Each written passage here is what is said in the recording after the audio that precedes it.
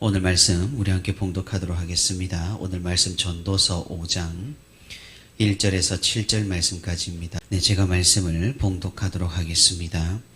너는 하나님의 집에 들어갈 때에 내 발을 삼갈지어다. 가까이 하여 말씀을 듣는 것이 우매한 자들이 제물 드리는 것보다 나으니 그들은 악을 행하면서도 깨닫지 못함이니라. 너는 하나님 앞에서 함부로 입을 열지 말며 급한 마음으로 말을 내지 말라. 하나님은 하늘에 계시고 너는 땅에 있음이니라. 그런즉 마땅히 말을 적게 할 것이라. 걱정이 많으면 꿈이 생기고 말이 많으면 우매한 자의 소리가 나타나느니라. 네가 하나님께 서원하였거든 갚기를 더디게 하지 말라. 하나님은 우매한 자들을 기뻐하지 아니하시나니 서원한 것을 갚으라. 서원하고 갚지 아니하는 것보다 서원하지 아니하는 것이 더 나으니 내 입으로 내 육체가 범죄하게 하지 말라. 사자 앞에서 내가 서원한 것이 실수라고 말하지 말라. 어찌하여 하나님께서 내 목소리로 말미암아 진노하사 내 손으로 한 것을 멸하시게 하랴. 꿈이 많으면 헛된 일들이 많아지고 말이 많아도 그러하니 오직 너는 하나님을 경외할지니라. 아멘. 네, 오늘도 이렇게 새벽의 시간에 하나님과 동행하기 위해 새벽 기도의 자리에 나온 우리 모든 성도 여러분 진심으로 환영하고 또 축복합니다. 오늘도 우리 함께 말씀을 듣는 가운데 그리고 말씀을 붙들고 기도하는 가운데 하나님의 크신 은혜와 위로가 풍성히 있기를 주님의 이름으로 소망합니다.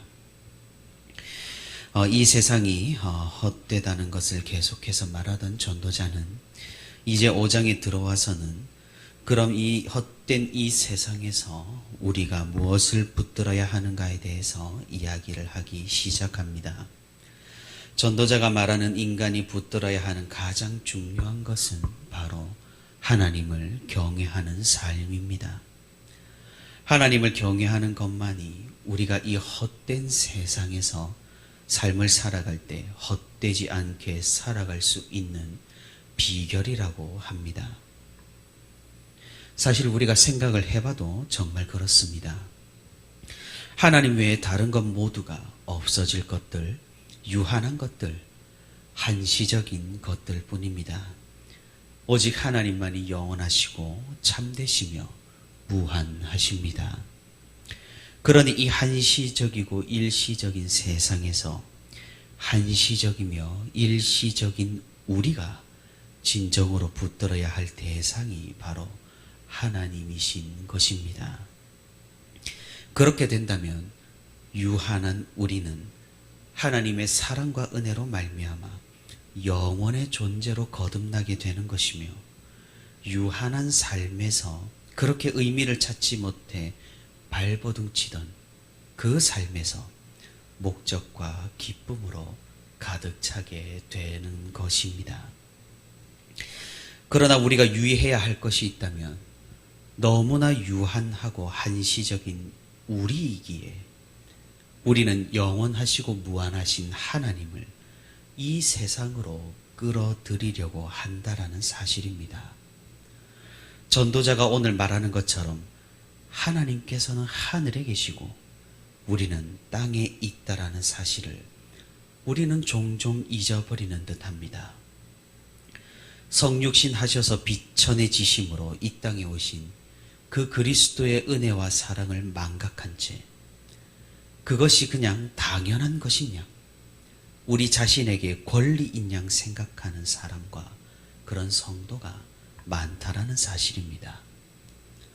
이런 망각은 필연적으로 방종을 불러오고 하나님의 사랑이 당연해졌으니 악을 행하는 것에 거리낌이 없어지게 되어버립니다. 오늘 전도자는 이런 우리의 생각에 일침을 가하고 있습니다. 하나님을 경외하는 것이 무엇인지에 대해서 지혜를 알려주고 있는 것입니다. 가장 먼저 전도자가 말하는 유한한 인간의 문제점 중 하나는 1절에 우매한 자들과 같이 듣지 않는다라는 겁니다. 하나님을 경외하는 태도는 바로 하나님의 말씀을 경청하는 겁니다. 하지만 말씀 듣기를 거부하는 사람은 신앙이 곧 수단이 되어버리고 믿음이 곧 자신을 위한 도구가 되어버리기 일쑤입니다. 야망이 많은 사람에게는 신앙도 자신의 야망을 이루는 수단이 되기가 쉽다라는 것이죠. 그래서 하나님께 내 삶을 드리고 하나님의 뜻에 순종한다라는 그런 고백이 되어야 할 예배의 자리가 내 꿈을 이루기 위해 하나님을 조종하는 하나의 형식으로 전락해 버리기도 합니다. 하나님께서 싫어하시는 온갖 악을 행해도 하나님께서 정성껏 드리는 나의 예배를 받으시고 내 꿈을 이루어 주실 것이라고 막연하게 기대를 한다라는 겁니다. 하지만 이런 것이야말로 심각한 불순종이고 어쩌면 하나님에 대한 모독이라고 할 수가 있겠습니다. 하나님께 대한 예배는 오늘 본문의 말씀처럼 발을 삼가며 시작되어야 합니다. 진정으로 하나님을 내 삶과 온 세상의 주인으로 모시고 있다면, 주님으로 모시고 있다면 그분 앞에 삼감과 두려움과 겸손함으로 나아가야 하는 겁니다. 하나님을 내 꿈을 이루는 수단이나 보험으로 생각해서는 곤란하다라는 거죠. 도리어 내 꿈과 야망을 내려놓고 그분의 꿈과 그분의 뜻을 이루어 드리려는 자세로 하나님 앞에 서야 한다라는 겁니다. 하나님이 싫어하시는 악을 버리고 회개하면서 그 자리에 나가야 합니다. 무엇보다 중요한 것은 말씀을 듣는 것입니다. 재물을 아무리 많이 바쳐도 하나님의 말씀을 듣고 순종하려는 자세가 없는 것은 진정한 예배가 아니라고 오늘 전도자는 이야기를 하고 있습니다. 사무엘이 사울에게도 말했듯이 순종이 제사보다 더 중요한 것이니까 말입니다. 그러니까 예배하는 우리는 하나님의 말씀을 듣는 위치가 되어야 합니다.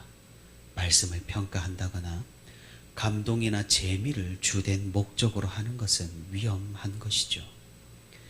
하나님께서 지금 우리를 지금 이 시간, 지금 이 공간으로 부르신 분명한 이유가 있다는 것을 우리는 기억해야 한다는 것입니다. 그러니 하나님의 말씀을 경청하는 자세가 무엇보다 중요합니다.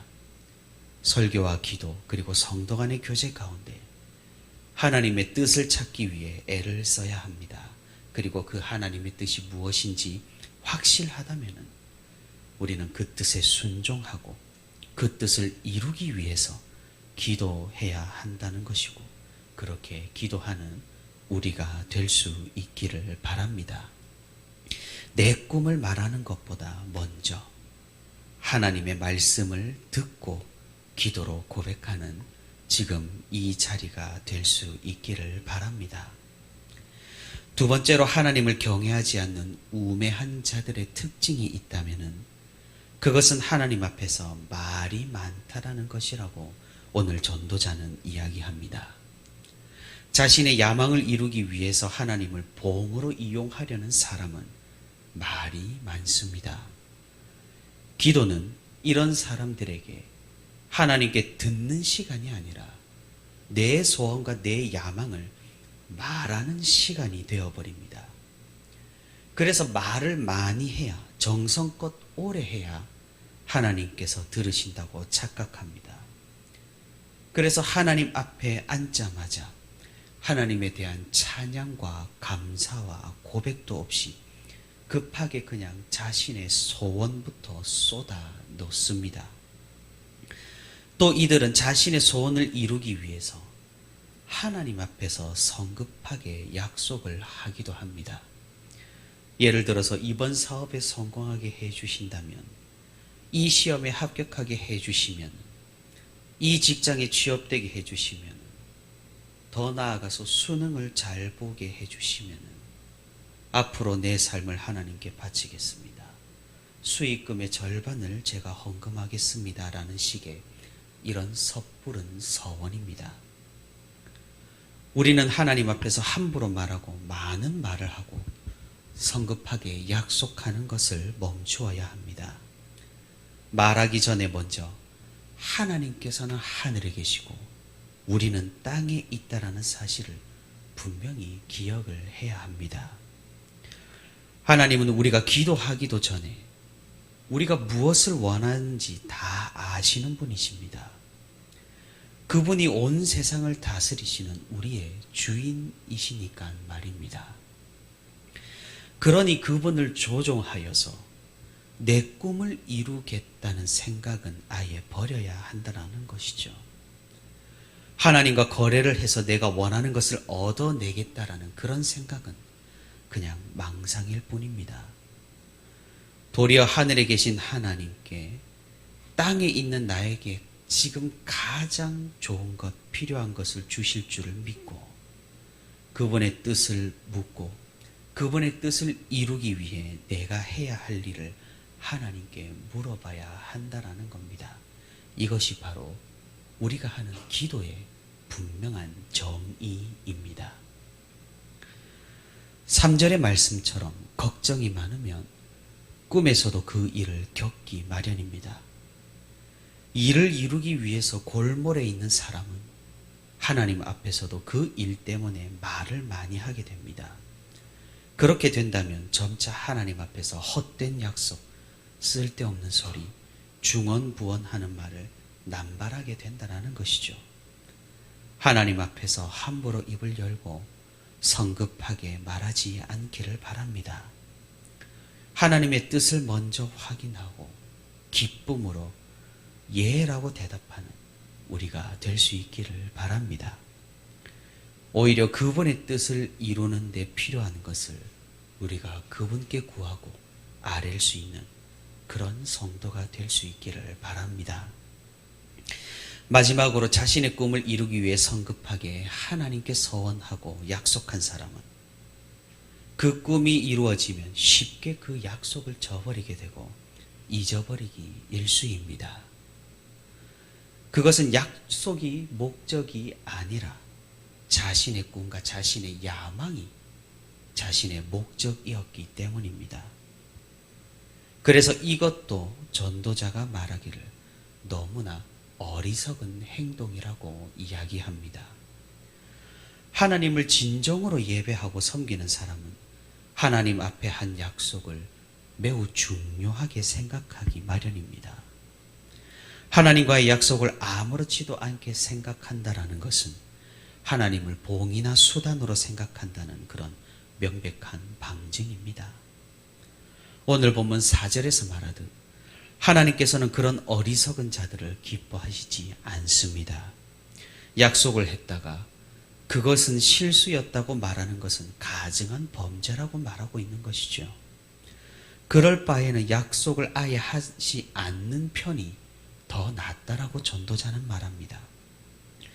하나님과의 약속을 쉽게 어기고 하나님을 쉽게 생각하는 자들에 대한 하나님의 진노와 심판은 무서울 것이기 때문입니다.